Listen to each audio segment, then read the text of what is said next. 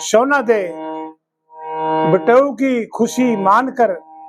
क्या श्रृंगार करती है और क्या ठाट बाट के साथ आती है। जानी चोर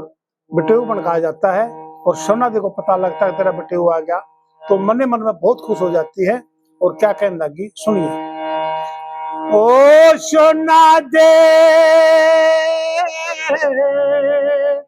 श्रृंगार करन लई तरक की चाबी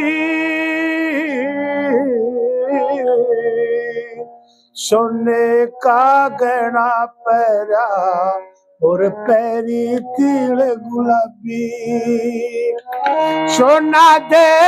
श्रृंगार करन ने उन लई तरक की चाबी सोने का गहना पैरा और पैरी तिल गुलाबी।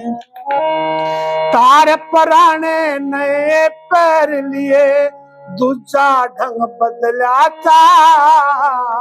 कालापन कति दूर करा उन गोरा अंग बदला था और लिया लक्ष्मी रूप बना और टोटा नंग बदला था आबरमान कोई तरी एक सात रंग बदला था जैसे काले रंग के चाशे पाछे हो जा सुर्ख में ताबी सोने का गहना पैरा और पैरी तिल गुलाबी। ओ नाई धोई अतर मसल के उन गा तुजाड़ लिया था करा श्रृंगार आरते खातर दीवा बाल लिया था नमकीन तुलसी मेवा मिश्री सब खाना टाल लिया था पति जमावन खातर चली सिरधर थाल लिया था एक बोतल एक पेग लिया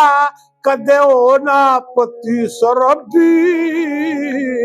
सोने का गहना पैरा और पैरी तिले गुलाबी। मुद्दत तय बिगड़ा मेरे दादा आज मेरा काम बनेगा मैं जिस दिन तय जमी छोरी आज मेरा बहु नाम बनेगा दरी गलीचे ठोचक तकिए ठाठ तमाम बनेगा मैं जिस दिन तय जमी छोरी मेरा आज बहु नाम बनेगा कह जेठानी मने दुरानी मैं बनूंगी ननद की भाभी सोने का गहना पैरा और पैरी तिल गुलाबी सोना दे श्रृंगार करन ने उन लई तरक की चाबी सोने का गहना पैरा और पैरी तिल गुलाबी।